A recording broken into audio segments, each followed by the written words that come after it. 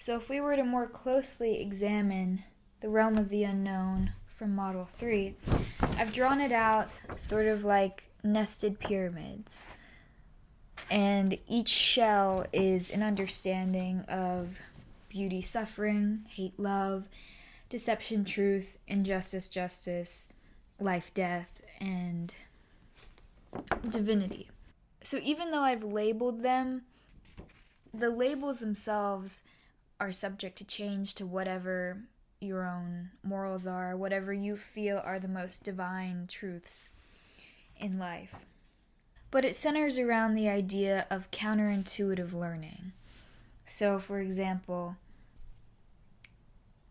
in order to understand beauty, you must understand suffering. In order to fully understand love, you have to understand hate, and so on and so forth.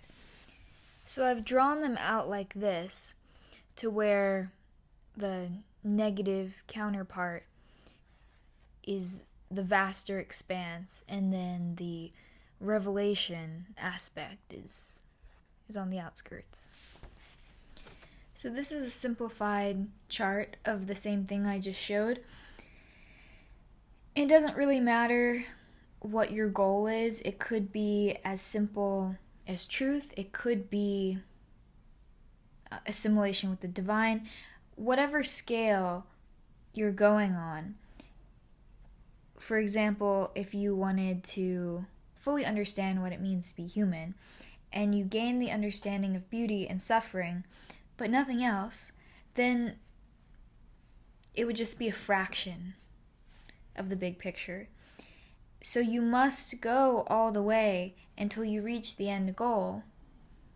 And then that's the breakthrough point, the redemption, if you will. And in this way, you could say that this final round is like the stairway to heaven. Imagining that you were at the base corner of the pyramid and you are going for divinity, justice, or truth, then the odds of making it are very slim. And you have to pass through many layers of understanding before you reach whatever goal it is you're going for.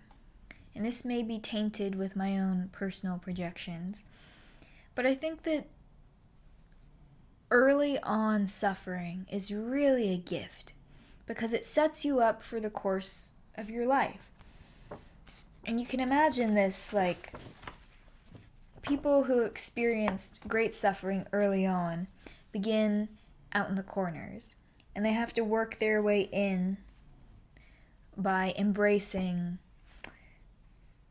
that which is positive, love and beauty and truth, in order to reach a core understanding of what it is to be human and meet the divine.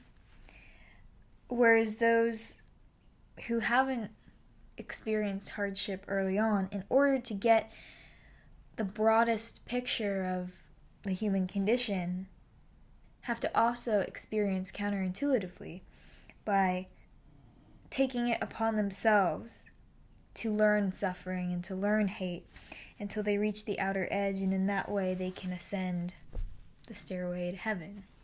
My ideas of work-life balance and mastering the self come down to recreating the base reality within the self. So I have a simplified map of the coin of duality or the quadrant model. So I like to think of this as oil and water, that the personality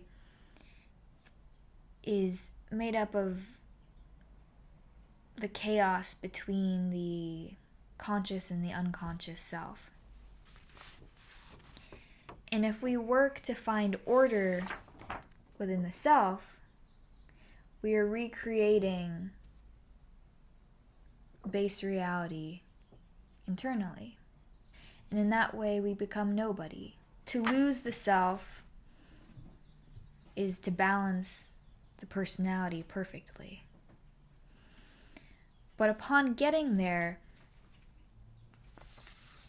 it leads to a very intense kind of person. To me, that means complete presence and devotion to the moment. Through work, there is only the work. Through life, there is only living. And in that way, you remove the disorder and you find a perfect balance internally. But when you have so cleanly discerned between the duality, they start to blend with each other, and then you realize the nature of duality is presence, and there's your unity.